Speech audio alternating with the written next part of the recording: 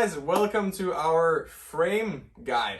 In this video, we're gonna guide you how to choose the correct frame for your needs. There's a bunch of them and there's a lot of different things you should take into consideration before you go out and purchase your next skating frame. First off, we're gonna look at the wheel sizing and also the amount of wheels you wanna skate on.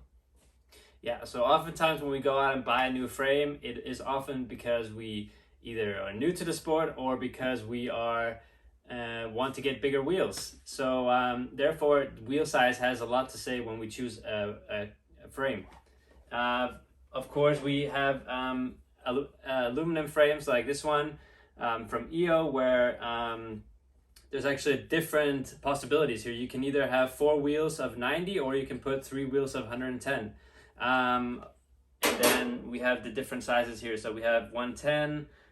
This is actually a high-low frame, so that means we can have 3 wheels of 110 and 1 wheel of 100. And then, yeah, lastly 110 and 125. Yeah, one thing you're probably also going to notice when you're out looking for frames is that they come in different length. Generally, we do advise most people to get shorter frames because they have better mobility and it's a bit easier to steer, especially if you're track skating or indoor skating where you want to do crossovers in order to turn, and especially if those turns are narrow. However, if you go at a higher pace, it can be a little more comfortable with those longer frames because there's going to be a little more space in between wheels, so it won't change its direction as much and you can put in more power before you get that feeling of just wheels flying away from you. One thing to add to that is also that with bigger boot sizes, sometimes it's also necessary to get longer length of the frame as well.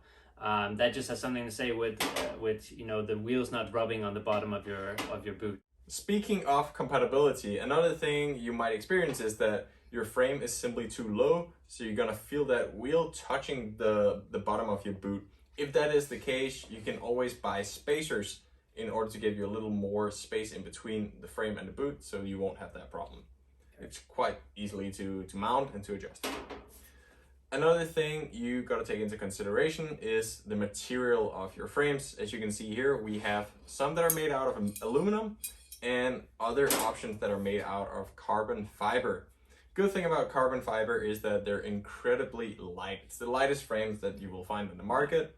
This one is no more than 140 grams, whereas this XXX is 226 grams for the frame.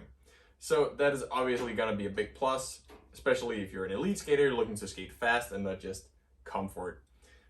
On the other hand, you might experience more stiffness when you're going for a quality aluminum frame. However, carbon fiber also comes with higher prices. Yeah, that's totally correct. Aluminum oftentimes is a lot cheaper, actually almost half the price of what a carbon frame is. Most carbon frames you can get for around $400, around that price range, whereas aluminum, a high quality aluminum frame is about $250. So there is something to say about price. I think that's all we have when it comes to frames. Yeah. Thanks a lot for watching. I hope we answered your questions. If not, just leave a comment below and make sure to subscribe because we're going to post more awesome videos. Yeah, see you next time.